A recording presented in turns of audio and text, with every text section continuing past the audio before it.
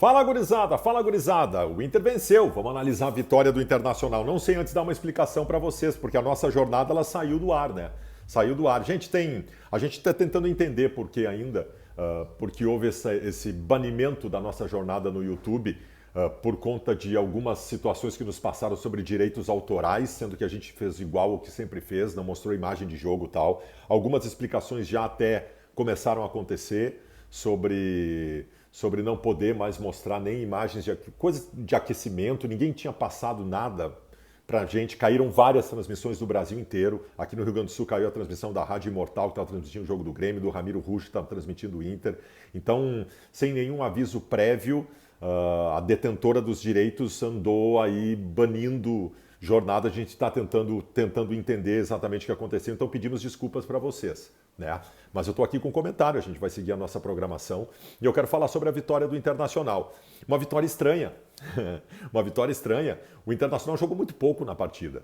O mais importante é o resultado, evidentemente. São 3 pontos, era a obrigação do Internacional contra um adversário inqualificável. Esse Curitiba é muito ruim, é um time que provavelmente vai cair, está com uma sequência gigantesca.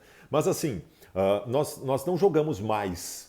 Não jogamos mais. Eu não posso aqui identificar, além do resultado, alguma coisa que indique que o Internacional voltou dessa parada com coisas muito diferentes. Talvez o correr mais, o Inter fez um segundo tempo melhor do que o primeiro. Isso mostra que pelo menos a questão física parece que parcialmente está sendo recuperada. Mas o fato é que no futebol o Inter continua jogando muito pouco. O primeiro tempo do Inter foi lamentável. O Inter não chutou uma bola em gol no primeiro tempo.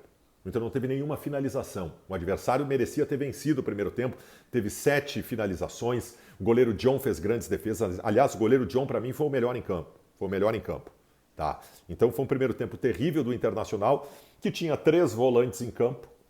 Isso já explica muito sobre falta de criatividade.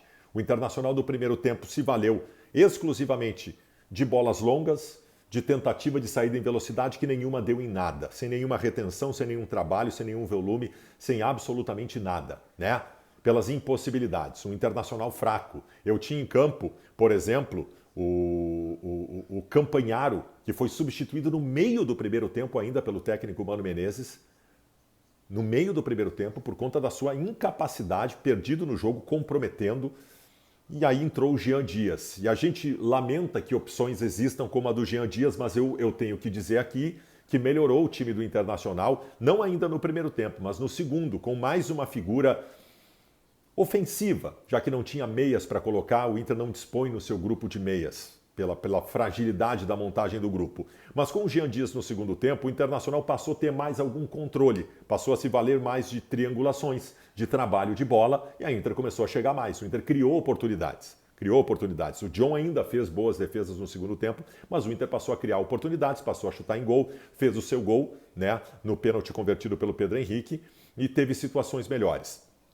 Eu, evidentemente, estou aqui fazendo uma análise do jogo em si. E foi uma vitória, joia, ganhamos 3 pontos, obrigação. Quem sabe a gente ganhe do América lá também e consiga, fora de casa, 6 pontos que nos catapultariam na tabela de classificação. Mas é claro que eu estou pensando no ano.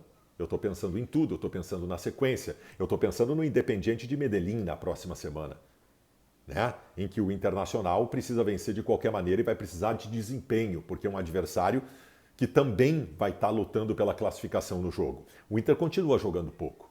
O Inter continua jogando pouco. O Inter continua com poucas soluções. O Inter continua com poucas alternativas de jogo. Hoje haviam 2 possibilidades de escalação de time. Ou com 3 atacantes para começar, que acabou sendo a sequência quando entrou o Jean Dias, porque o Wanderson não estava nem à disposição.